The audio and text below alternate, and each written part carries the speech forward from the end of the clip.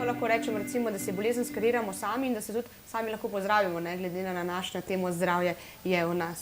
Glejte, tako je, vsak človek ima svoje življenjsko poslanstvo in za določene ljudi v bistvu se pač določena pot lahko tudi konča. Ampak že saj baba je rekel, ta veliki indijski modrec je rekel, človek se bo v prihodnosti zdravil sam.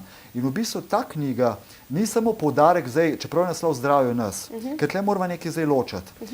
Midva zdaj govoriva tako, lahko na fizičnem nivoju samo zdravje, ali pa rečeva tako, definicija zdravja je odvisna od stopnje duhovne rasti in stopnje zavedanja posameznika. Na osnovni ravni je zdravje, nič me ne boli, zdrav sem, fajn se počutim, zdrav sem. To je na prvi ravni.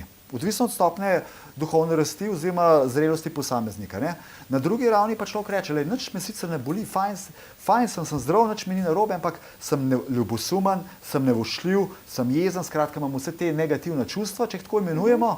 Se pravi, v tej fazi, v bistvu jaz nisem zdrav, ker na čustvenem, mentalnem, duhovnem nivoju nisem srečen in nisem zdrav. In se začne zavedati, da v bistvu, da ni zdrav. Se pravi, govorijo na novem nivoju, to je na naslednjem nivoju. Potem imamo pa še naslednji nivo, ki pa človek že toliko zrel, na toliko visoki osebni stopnji rasti, da se točno zaveda, da telo je samo zemljevid, ki kaže, kaj se z našo življenjsko energijo dogaja.